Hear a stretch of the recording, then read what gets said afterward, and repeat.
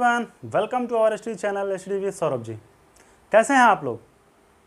मैं आशा करता हूं कि आप सब बहुत अच्छे होंगे। जैसा कि मैथ्स की पिछली वीडियो में हम लोगों ने डिविजिबिलिटी रूल और कुछ उससे रिलेटेड इंपॉर्टेंट रूल्स हमने पढ़े थे, उसी क्रम को जारी रखते हुए आज भी हम कुछ इंपॉर्टेंट रूल्स पढ़ने वाले हैं। तो देखिए हमारा पहला रूल क्या है। मान लीजिए आपके पास कोई संख्या an है। इस संख्या को अगर हम a-1 से डिवाइड करें तो डिवाइड करने के बाद हमारा रिमाइंडर यानी कि शेषफल क्या आता है यह देखना है हमको। जहां पर j की रिक्वायरमेंट है, n की रिक्वायरमेंट है कि n हमारा सम हो सकता है, मतलब सम संख्या हो सकती है या फिर विषम संख्या हो सकती है। इन दोनों में से कोई भी संख्या हो सकती है। तो दोनों केस के लिए हमारा जो शेषफल आएगा वह क्या आएगा? 1 आएगा। अब इसको हम लोग प्रूव करते हैं कि कैसे यह आएगा। तो एक सिंपल सा हम लोग एग्जाम्पल लेते हैं। मान लीजिए 3 की पावर 2 को हम 3-1 यानी कि 2 से डिवाइड करते हैं तो हमारा रिमाइंडर क्या आएगा? तो देखिए कितना आसान है। यहाँ पे n हमारा क्या है? 2 है। 2 मतलब क्या? Even value. इवन मतलब सम संख्या। 3 हमारा क्या है? a है। 3 हमारा क्या है? a है। और 3 में से अगर हमने 1 को माइनस किया तो क्या निकल के आ गया? 2, जो कि a-1 है। तो इस प्रकार 3 का स्क्वायर करेंगे तो कितना आ जाएगा? 9।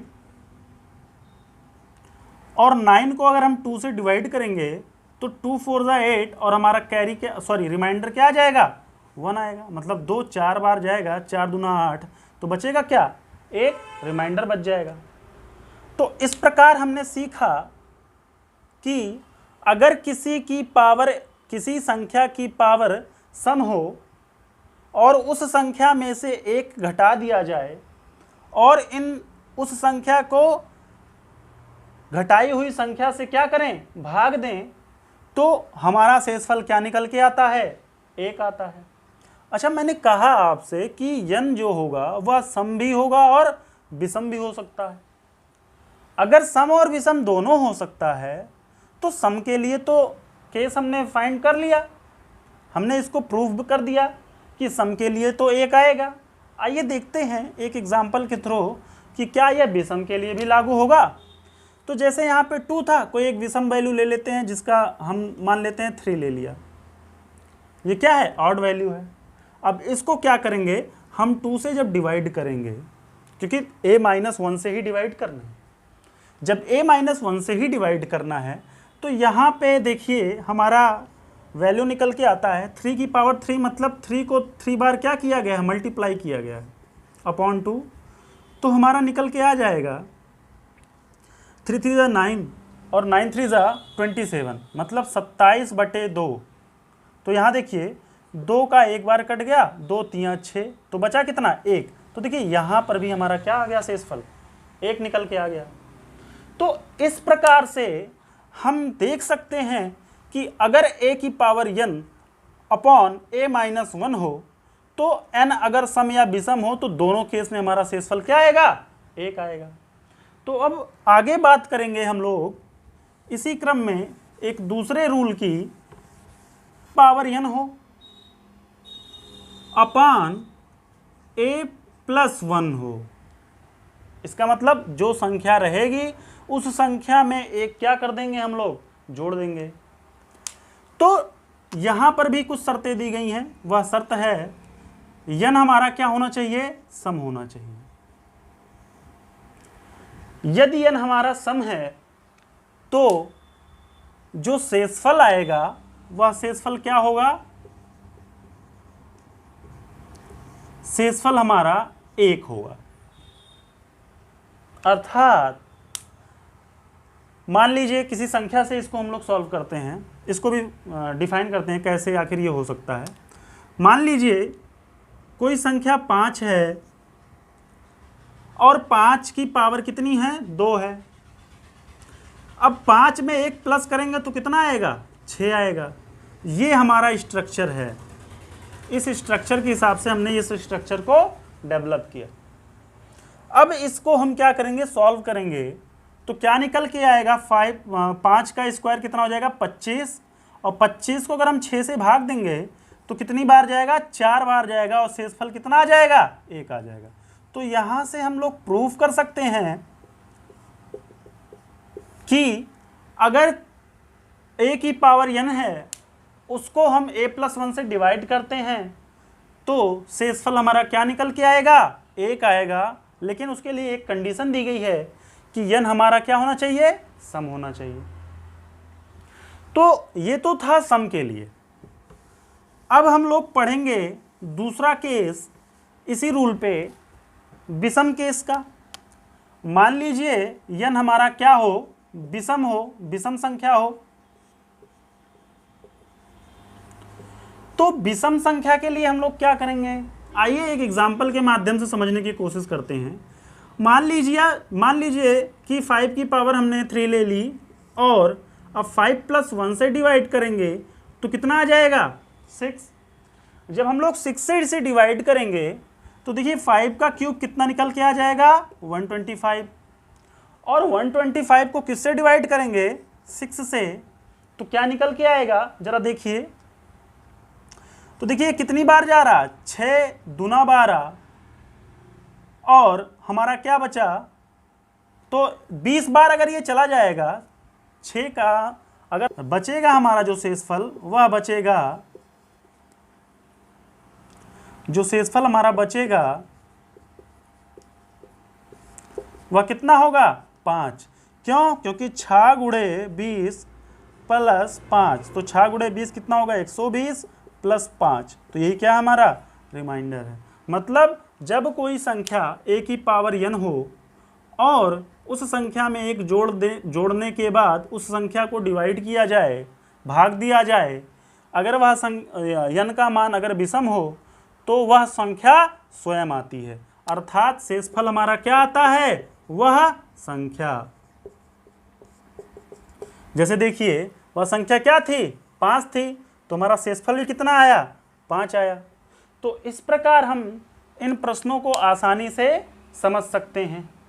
आइए इसी क्रम में हम कुछ और प्रश्नों को देखते हैं और कुछ इंपॉर्टेंट रूल्स को जानते हैं। अब हम आगे देखेंगे कि यूनिट डिजिट कैसे फाइंड करते हैं, अर्थात इकाई का अंक कैसे निकाला जाता है। मान लीजिए हमारे पास कोई वैल्यू है 4 की पावर 3। अब पूछेगा कि इस वैल्यू का इकाई का अंक क्या है, तो हमें क्या करना होगा, इसको पहले क्या करना होगा, सॉल्व करना होगा। 4 × 4 × 4, तो 4 चौके 16, 16 चौके 64, तो 64 जो हमारा मान आया है इसमें इकाई का अंक क्या है, 4 है। तो हम लोग बता सकते हैं कि इकाई का अंक हमारा क्या है, 4 के क्यूब का 4 है। तो हम ये कह सकते हैं कि इकाई का अंक निकालने के लिए हमें सबसे ज़्यादा ज़रूरत क्या पड़ती है, ज़रूरत पड़ती है अंकों की।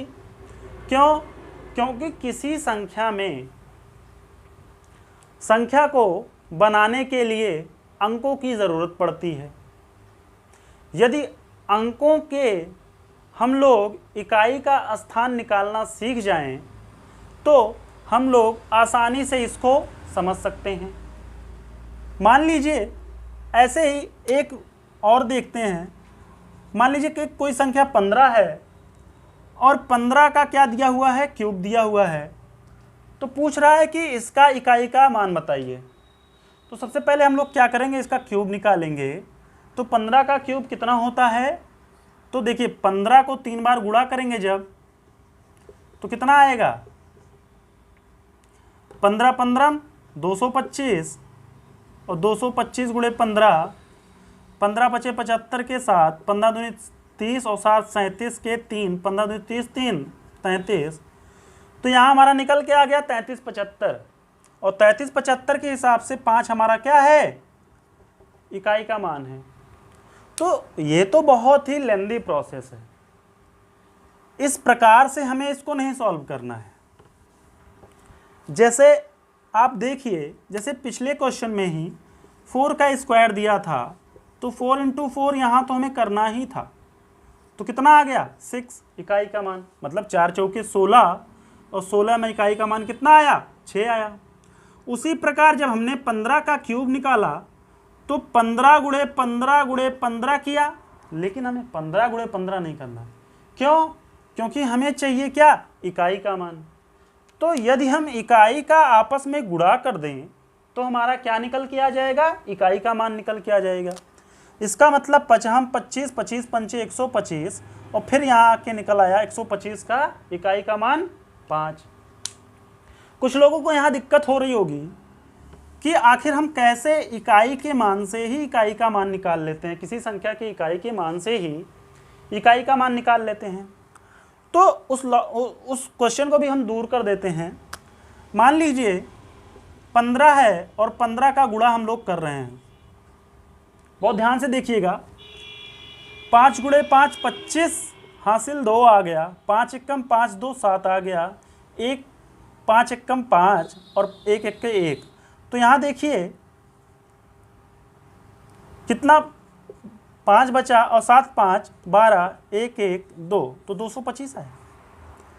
इसका मतलब ये हुआ कि जितना भी इकाई का अंक होगा, अगर उन इकाई का अंक आपस में गुणा कर दिया जाता है तो हमारा किसी भी संख्या का इकाई का अंक आसानी से निकल आता है।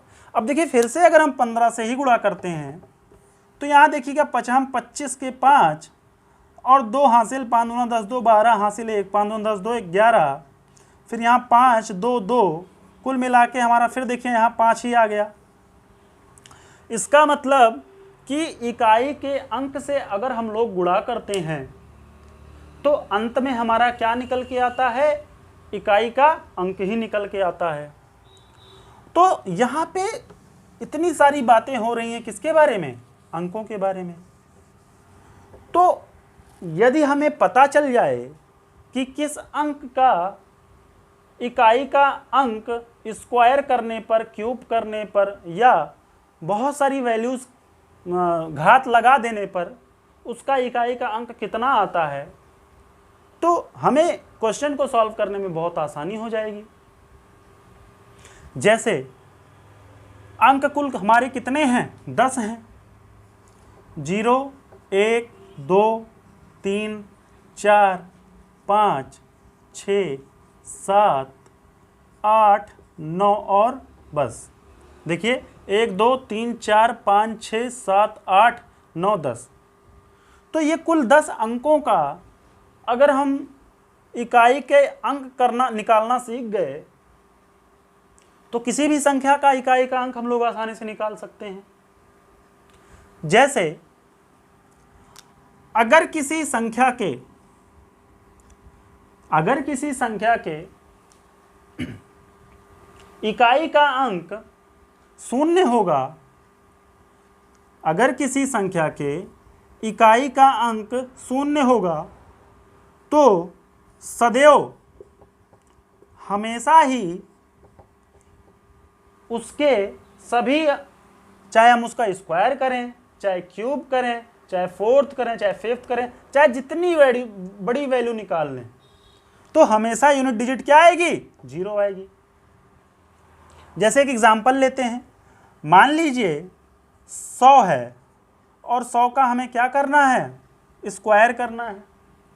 तो देखिए 100 का अगर हम 100 से गुणा करेंगे तो कितना होगा, 100 गुणे 100 अर्थात कितना,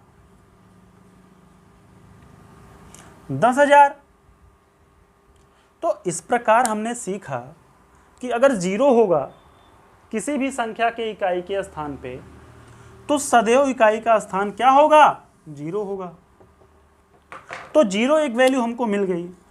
अब ऐसी कुछ और वैल्यूज़ हैं जिनका इकाई का अंक सदैव वही होता है। जैसे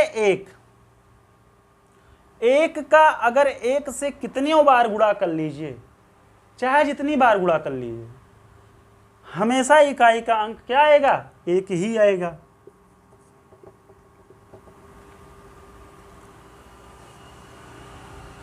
अब आगे देखते हैं अगला अंक कौन सा है। तो अगला अंक हमारा कौन सा है? 5।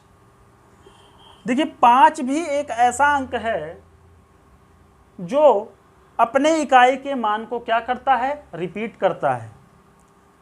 5 को अगर 5 से गुणा किया जाए तो कितना आएगा? 25। तो देखिए यहाँ 25 में भी इकाई का अंक कितना है? 5 है।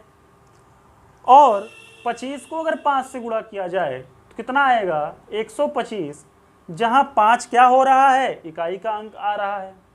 तो इस प्रकार से हमने समझा कि 0, 1, 5 ऐसी संख्याएं हैं जिनका आपस में गुणा करने पर सदैव इकाई का अंक वही होता है। अब आगे देखते हैं क्या कोई ऐसी संख्या और है? तो एक संख्या और है, वह है 6। जैसे 6 को अगर 2 बार गुणा किया जाए तो 6 गुणे 6 कितना आ जाएगा? 36। तो 36 में भी देखिए इकाई का अंक कितना है? 6 है।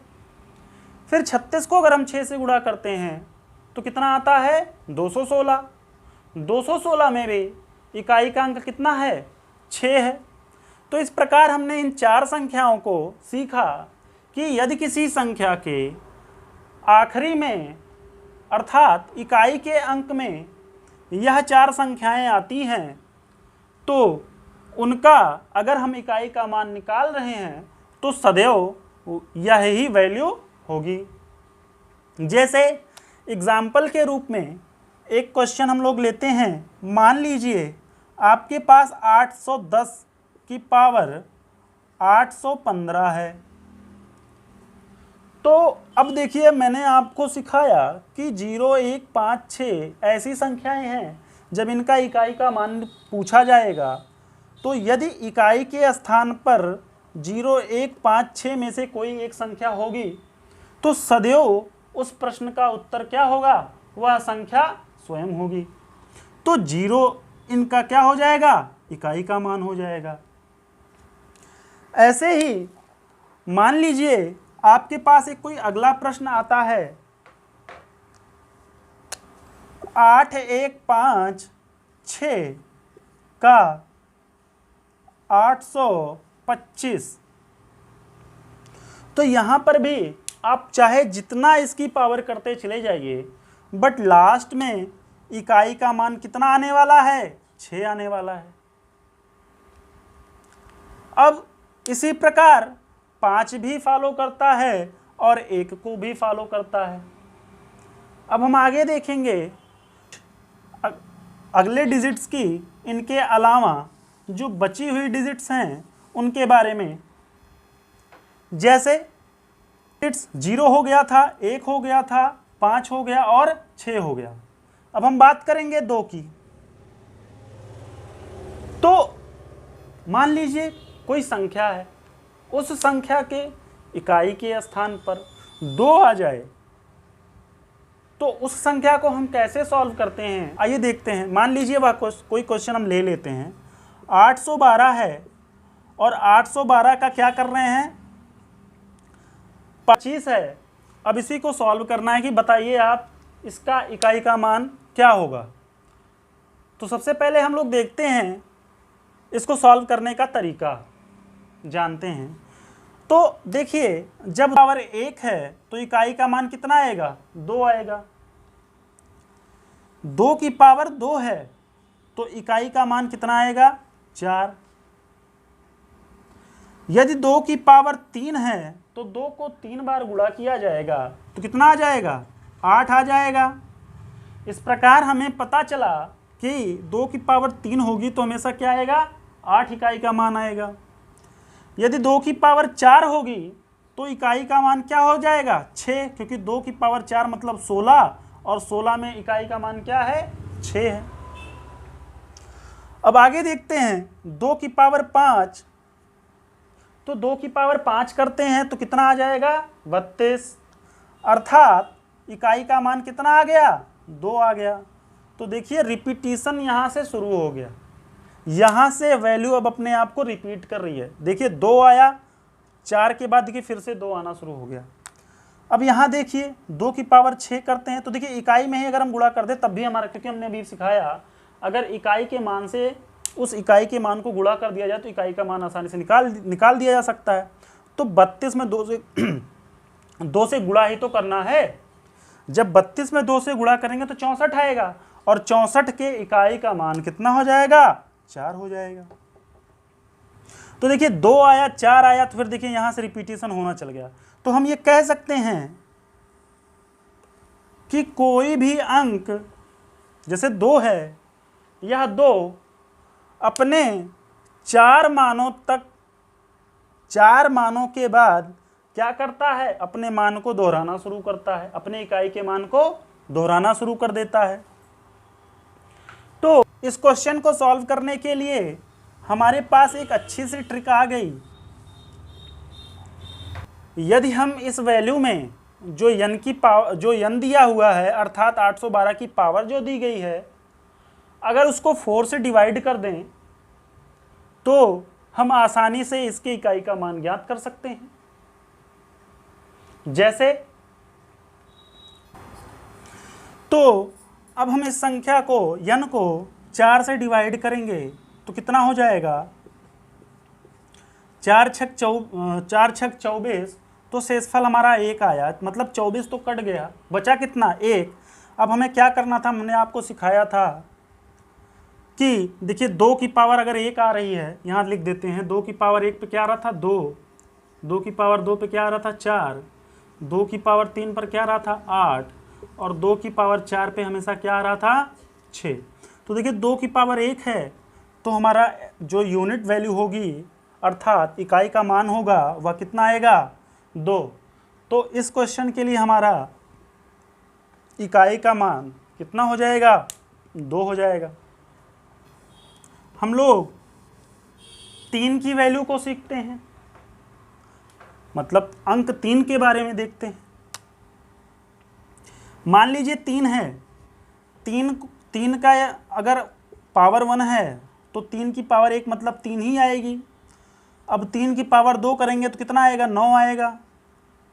आगे 3 की पावर 3 करते हैं तो हमारा कितना आ जाएगा 27, और 27 क्या इकाई का मान कितना होता है 7 होता है। अब आगे 3 की पावर 4 करेंगे तो 27 तियाँ कितना होता है 81 होता है, और इकाई का मान कितना हो गया 1 हो गया। अब इसी क्रम में एक एग्जाम्पल के हिसाब से इसको समझते हैं। मान लीजिए आपके पास 163 वैल्यू है, इस वैल्यू का 215 घात दिया हुआ है, तो पूछ रहा मान बताइए।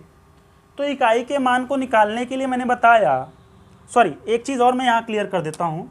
तो देखिए 3 की पावर 4 करने पर 1 आ रहा था, तो 3 की पावर 5 करने पर क्या आ रहा है देखिए, तो 3 की पावर 5 मतलब 3 से अगर हम इसमें गुणा करेंगे तो 200 कितना आ जाएगा 43। तो देखिए यहाँ 3 की फिर से इकाई का मान आ गया, तो देखिए यहाँ से फिर से रिपीटिशन स्टार्ट हो गया। तो यहाँ से हमको एक चीज़ और पता चल गई कि 3 की वैल्यू को निकालने के लिए अर्थात 3 के इकाई का मान निकालने के लिए हमें क्या करना होगा, अगर कोई वैल्यू बड़ी दी गई है तो हमेशा हमको क्या करना होगा 4 से डिवाइड करना होगा। तो मान लीजिए इस क्वेश्चन को हम लोग सॉल्व करते हैं तो सबसे पहले हम लोग 4 से क्या करेंगे भाग देंगे, तो 4 पंचे 20 हो गया, और 4 तियाँ 12 हो गया, बचा कितना 3 बचा। 4 पंचे 20, 4 तियाँ 12, बचा कितना 3 बचा। अब 3 बचा, इसका मतलब 163 की पावर अगर हम 3 निकाल लें तो हमें आसानी से 163/215 के इकाई का मान निकाल सकते हैं। तो जब निकाल सकते हैं तो देखिए 3 की पावर 3 पर इकाई का मान क्या आ रहा था, 7 आ रहा था। या ऐसे भी आप देख लीजिए, 3 को 3, 3 त्रिका 9 और 3 तियां 27, मतलब 9 से 3 को गुणा करेंगे तो 9 तियां 27। तो यहाँ पर भी 27 आने से इकाई का मान कितना आ गया, 7 आ गया। तो इस वैल्यू के लिए 163 की पावर 215 के इकाई का मान कितना हो जाएगा, 7 हो जाएगा। अब इसी क्रम में हम आगे देखते हैं,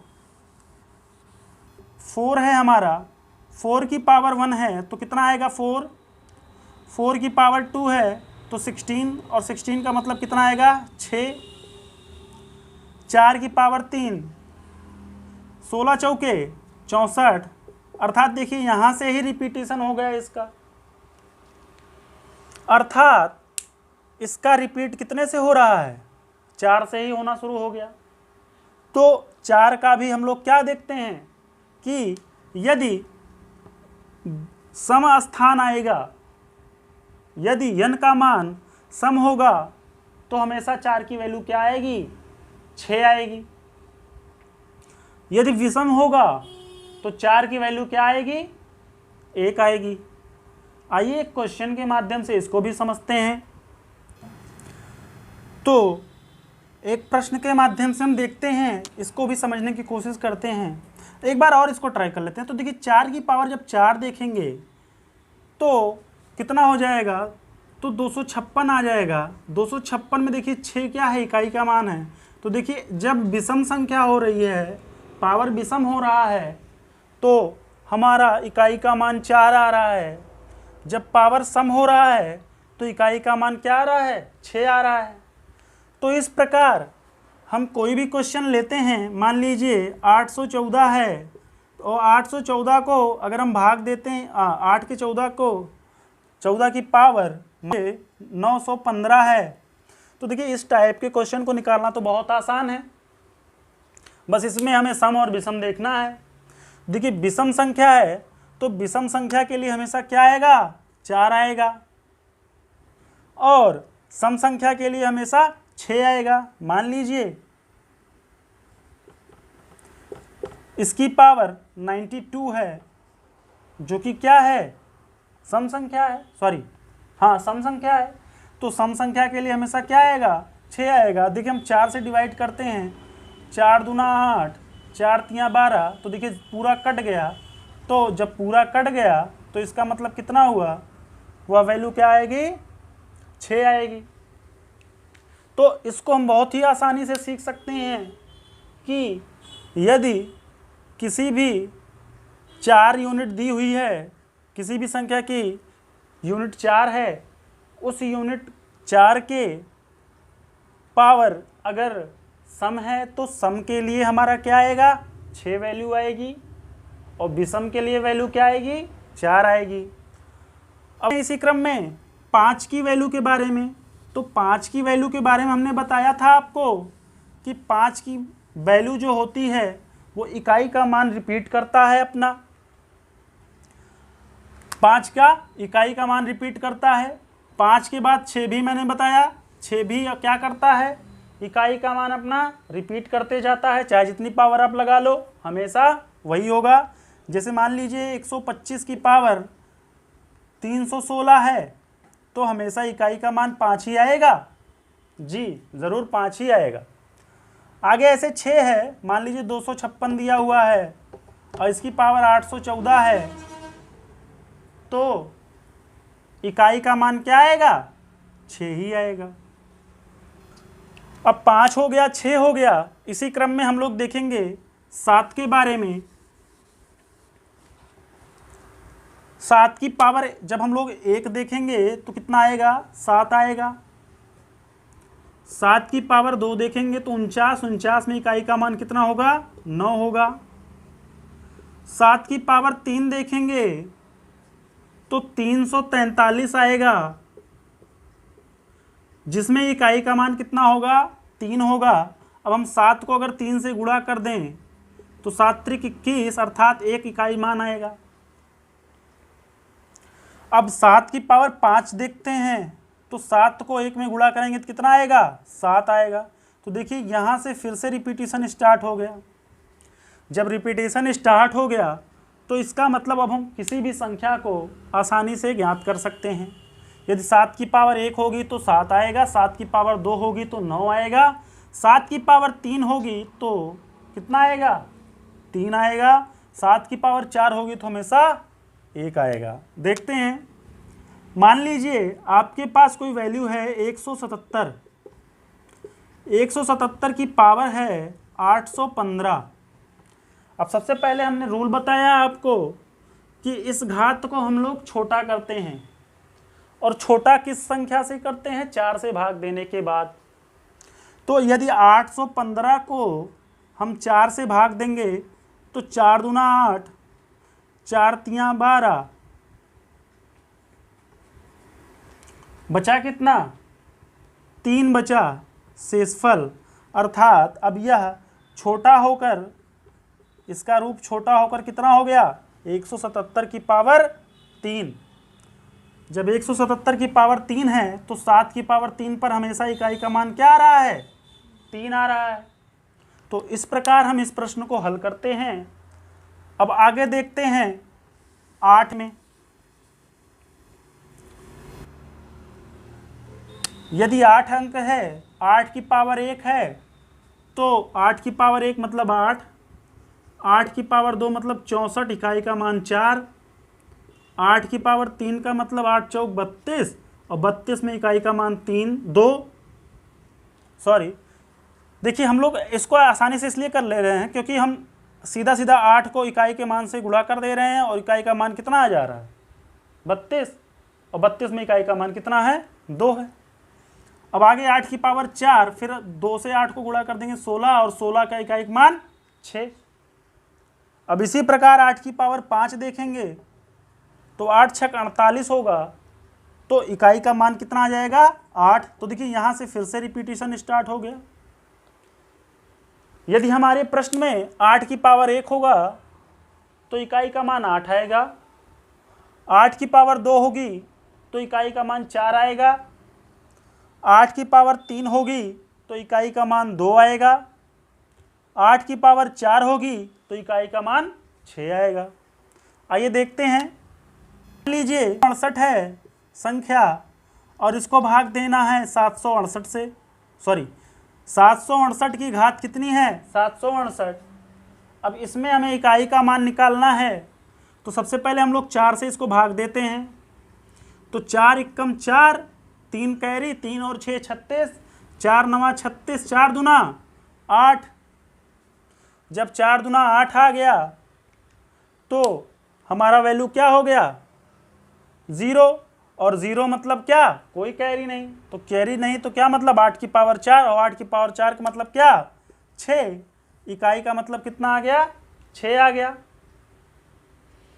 अब देखते हैं ऐसा क्यों हम कह रहे हैं कि 0 क्यों मतलब 6 लिख रहे हैं, ये समझ में आ रहा है। इसको एक्सप्लेन करते हैं जरा, कि हमने जब 0 आया पूरा पूरा कट गया तो हमने 8 की पावर 4 ही क्यों ली, 0 तो कुछ और भी हो सकता है। लेकिन भैया जरा बताना, 4 की भागे 4, 8 की पावर 4 का मतलब क्या है। अगर हम 4 से भाग दे रहे हैं तो मतलब 4 की पावर 4 ही तो है, और जब 4 की पावर 4 है तो वह कितना आ जाएगा, 1 हो जाएगा, कट के 1 हो जाएगा। लेकिन हमें अब 8 की पावर 1 नहीं देखनी है, क्योंकि हम लोग देखते थे क्या, रिमाइंडर देखते थे। तो रिमाइंडर हमारा 0 बचा, तो अर्थात 8 की पावर 4 हो या 8 की पावर 0 हो, तो हम इकाई का मान क्या लेते हैं, 6 लेते हैं। आगे बढ़ते हैं। अगर ना समझ में आ रहा हो तो एक छोटा सा एग्जांपल लेकर देख लेते हैं। मान लीजिए 8 की पावर 4 है, इसका इकाई का मान ज्ञात करना है। अगर आपको नहीं समझ में आ रहा है तो देख लेते हैं। तो देखते हैं, मान लीजिए 8 है तो 8 को 4 बार तो आसानी से गुणा कर सकते हैं। 8 8 64 के 4 इकाई आया, 8 8 64 के 4 इकाई आया। देखिए 4 चौके 16, इकाई का मान क्या आ गया, 6 आ गया। आई होप अब आपका जो डाउट है वो क्लियर हो गया होगा कि मैं 8 की पावर 4 पर या 8 की पावर जब कुछ नहीं बच रहा था, 0 बच रहा था, कोई भी रिमाइंडर नहीं बच रहा था, तो मैं क्यों उसको 8 की पावर 4 ही मान रहा था। आई होप आपको अब क्लियर हो गया होगा। अब हम लोग बात करते हैं 9 वाले अंक की। मान लीजिए आपकी संख्या में इकाई का अंक 9 आ जाए तो इकाई का मान कैसे निकालते हैं। तो 9 इक्का 9, 9 का स्क्वायर करेंगे 81 आएगा, और 81 में इकाई का अंक 1 होगा। ये फिर से हम 9 से गुणा करेंगे तो 9 की पावर 3, फिर से क्या आ जाएगा, 9 आ जाएगा, 729 आएगा, और 729 में इकाई का मान 9 होगा। तो यहाँ पर भी हमें पता चल गया, यदि हमारी n की वैल्यू विषम होगी तो हमारा मान, इकाई का मान 9 आएगा। यदि हमारी वैल्यू सम होगी तो इकाई का मान क्या आएगा, 1 आएगा। आइए एक प्रश्न के माध्यम से इसे समझते हैं। मान लीजिए 729 दिया है, इसकी पावर 123 दे रखी है, तो बिल्कुल आसान है, इसको कुछ करने का जरूरत नहीं है। हमने विषम देखा और विषम लगाने के बाद सीधा इकाई का मान 9 बोल दिया। अब इसको थोड़ा सॉल्व करके भी देख लेते हैं किस तरीके से। तो 4 से इसको जब हम डिवाइड करेंगे तो 4 तियाँ 12 अर्थात 30 बार जाएगा, तो 9 की पावर 3 बचेगी। जब 9 की पावर 3 बची तो देखिए 9 की पावर 3 पर क्या आ रहा था, 9 आ रहा था। देखिए हमने आराम से इसको निकाल लिया। आई होप इतना आपको समझ में आ गया होगा कि इकाई का मान हम लोग कैसे निकालते हैं। अब हम लोग बात करेंगे कुछ इन्हीं रूल्स पे, रूल बेस्ड क्वेश्चन, और उनको सॉल्व करेंगे। तो आइए देखते हैं हमारा पहला क्वेश्चन क्या कहता है। पहला प्रश्न है हमारा 476 गुणे 198 गुणे 359 गुणे 242। हमें क्या पता करना है, यूनिट डिजिट के बारे में, मतलब इकाई का अंक पता लगाना है। तो मैंने आपको बोला था कि अगर हमें किसी संख्या का आपस में गुणा करके इकाई का मान निकालना है तो हमें उन संख्याओं को आपस में नहीं गुणा करना है, बल्कि उनके इकाई के अंकों को गुणा करके जो संख्या आए उसके इकाई के अंक से तीसरे के इकाई अंक से गुणा करने के बाद हम इसको आसानी से निकाल सकते हैं। देखिए यहाँ पर दिया है 6 गुणे 8, तो 8 छक कितना हो गया, 48। 48 का क्या आएगा, इकाई का अंक 8। अब 8 को 9 से गुणा करेंगे, 8 9 72, तो इकाई का अंक कितना आएगा, 2। अब 2 को गुणा करेंगे 2 से तो इकाई का अंक कितना आ जाएगा, 4। तो इतने बड़े प्रश्न का उत्तर क्या आ गया, इकाई का अंक 4। देखिए कितनी आसानी से हमने इसको सॉल्व कर लिया कि इस प्रश्न के इकाई का अंक कितना है, 4 है। तो ऐसे ही बहुत बड़े बड़े नंबर्स आपको मिल सकते हैं क्वेश्चन में, तो हमें घबराना नहीं है, बल्कि उन नंबर्स के यूनिट डिजिट को देखते हुए अगले नंबर के यूनिट डिजिट से मल्टीप्लाई करके हम लोग अपना यूनिट डिजिट निकाल सकते हैं, और इस प्रकार हमारा आंसर प्राप्त हो जाता है। देखते हैं अगला प्रश्न देखते हैं। तो अगला प्रश्न हमारा यह है 576 गुणे 125 गुणे 1224 गुणे 122। तो देखिए इस प्रश्न को कैसे हम लोग सॉल्व करते हैं। तो सबसे पहले हम लोग क्या करते हैं, यूनिट डिजिट को देखते हैं। यूनिट डिजिट का सभी यूनिट डिजिट्स को आपस में क्या करते हैं, मल्टीप्लाई करते हैं। तो 6 पंचे 30, हमारा क्या आ गया, 0 आ गया। 0 का 4 से गुणा होगा तो 0 आएगा, और फिर 0 का 2 से गुणा होगा तो क्या आएगा, 0 आएगा। तो इस प्रकार हमें एक चीज़ पता चली कि यदि किसी भी संख्या में इकाई का अंक 5 हो और किसी दूसरी संख्या के इकाई का अंक 2 हो या 2 का गुणज हो। 2 का गुणज मतलब एक, मान लीजिए यह क्या है 122, अर्थात इसमें इकाई का अंक 2 है। अब 2 का गुणज मतलब 2 का कोई मल्टीपल, अर्थात मल्टीपल मतलब 2 एकम 2, 2 दूना 4, अर्थात 4 क्या है 2 का मल्टीपल है। तो अब यहाँ देखिए 6 भी क्या है 2 का मल्टीपल ही है। तो 5 हो या 2 हो या फिर 2 का गुणज हो, तो उसमें, उस प्रश्न में आंख मूंद कर हमें उसके इकाई का मान क्या लगाना होता है 0। क्यों? क्योंकि किसी भी संख्या में अगर हम 0 से गुणा करते हैं तो वह संख्या क्या होती है 0 हो जाती है। अब आइए हम लोग देखते हैं अगला प्रश्न। तो अगला प्रश्न है हमारा 3527 की घात 654 में हमें क्या निकालना है, इकाई का अंक निकालना है। आई होप अब इस प्रश्न को निकालने में आपको किसी भी प्रकार की कोई दिक्कत नहीं होने वाली है, क्योंकि हमने इसको बहुत ही अच्छे ढंग से पढ़ा है। तो सबसे पहले हम लोग क्या करते हैं, जो घात होती है उस घात को क्या करते हैं सिंप्लीफाई करते हैं, और सिंप्लीफाई करने के लिए हम उस घात को किससे डिवाइड करते हैं 4 से डिवाइड करते हैं। तो 4 एकम 4, बचा कितना 2, 2 और 5 25, 4 छक्के 24, बचा कितना 1, 1 और 14 हो गया, 4 14 हो गया। तो 4 तियाँ 12, बचा कितना 2। तो अब हमारा सिंप्लीफाई होकर 35 27 की वैल्यू कितनी आ गई, घात 2 आ गई।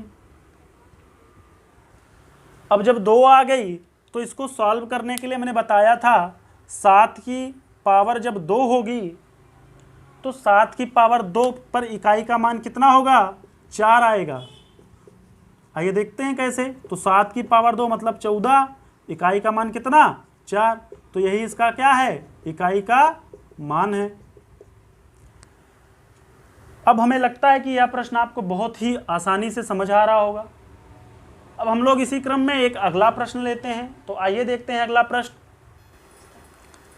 अगला प्रश्न है हमारा 7 की पावर 65 गुणे 6 की पावर 41 गुणे 3 की पावर 57। तो अब हम जल्दी जल्दी इसको सॉल्व करते हैं। तो देखिए हम इसको 4 से भाग देंगे तो 4 एकम 4, 4 छक्के 24, 100 की पावर कितना बच गया 1। फिर यहाँ से 4 दामा 40, तो यहाँ पर भी 6 की पावर 1। और हम जानते भी हैं कि 6 की हमेशा चाहे जितनी पावर आ जाए तो वह इकाई का मान कितना होगा सदैव 6 ही होगा, तो इसको निकालने की कोई ज़रूरत ही नहीं थी। अब यहाँ देखते हैं 4 एकम 4, 4 चौक 16, तो बचा कितना 1, तो 3 की पावर 1। तो अब इसको सिंपली गुणा कर देते हैं। तो 7 छक 42 के 2 और 2 तियाँ 6, तो इकाई का मान इस प्रश्न का क्या निकल के आ गया 6। अब देखते हैं अगला प्रश्न। अगला प्रश्न हमारा शेषफल पर आधारित है। यह प्रश्न कह रहा है कि 25 की पावर 25 को यदि 26 से भाग दिया जाए तो शेषफल कितना आएगा। तो यह हमारा उस फार्मूले के हिसाब से है जो हमने अभी पढ़ा है, जो विशेष रूल में हमने पढ़ा था, विशेष नियम में। यदि कोई संख्या हो जिसकी पावर n हो, उस संख्या में एक जोड़ दिया जाए तो हमने 2 कंडीशन बताई थी। यदि n बराबर सम होगा तो हमेशा क्या होगा शेषफल हमारा 1 आएगा, और यदि हमारा n क्या हो विषम हो तो शेषफल हमारा क्या होगा वही संख्या आएगी। तो यहाँ पर देखिए कितनी आसानी से हम बता सकते हैं इसको कि ये देखिए उसी प्रकार है कि 25 है, 25वां संख्या है और उसकी घात कितनी दी गई है 25 जो कि क्या है विषम संख्या है। इसको हम भाग दे रहे हैं किससे 26 से। 26 मतलब क्या 25 प्लस 1 से। या देखिए इसी का तो स्ट्रक्चर है, जब यह इसी का स्ट्रक्चर है तो नियम भी तो इसी के लगेंगे। तो इस नियम के अनुसार n हमारा क्या है विषम है, तो n जब विषम है तो हमारा शेषफल कितना आएगा वह संख्या स्वयं आएगी। तो वह संख्या क्या है 25 है, तो आंसर हमारा क्या आ जाएगा 25, और 25 यही क्या है शेषफल है।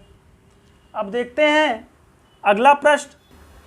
अगला प्रश्न भी हमारा शेषफल पर आधारित है, जो कह रहा है कि 27 की पावर 125 को यदि 26 से भाग दिया जाए तो शेषफल क्या आएगा।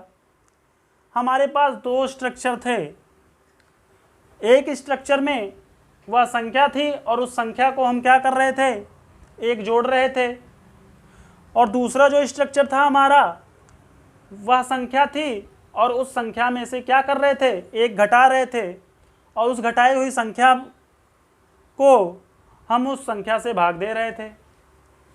तो यह देखते हैं कि क्या वह कौन सा स्ट्रक्चर को फॉलो करता है। तो यहाँ देखिए 27 की पावर 125 है और यहाँ लिखा है 26। इसका मतलब 27 में से क्या किया गया है, एक माइनस किया गया है। तो ये हमारा कुछ स्ट्रक्चर ऐसे बनता है a की पावर n अपॉन a की पावर a-1। जब यह स्ट्रक्चर ऐसे है तो हम ये कह सकते हैं, हमने यह भी बताया था, इसकी कंडीशन भी बताई थी। तो इसकी कंडीशन के अनुसार यदि n हमारा सम होगा या विषम होगा तो शेषफल हमेशा क्या आएगा, एक आएगा। अर्थात इस कंडीशन में शेषफल हमारा क्या होगा, एक होगा।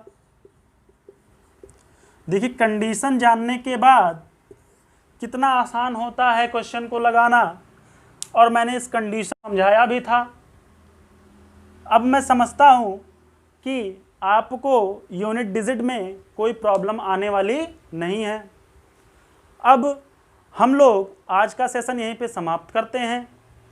आगे की वीडियो में हम लोग कुछ अलग क्वेश्चन को ट्राई करेंगे और प्रीवियस ईयर क्वेश्चन के बारे में डिस्कस करेंगे। अगर आपको यह वीडियो पसंद आती है तो प्लीज़ लाइक करें, हमारे चैनल को सब्सक्राइब करें और कमेंट में यस टाइप करें, और जितना हो सके इस वीडियो को शेयर करें। अब आज के लिए इतना ही, धन्यवाद।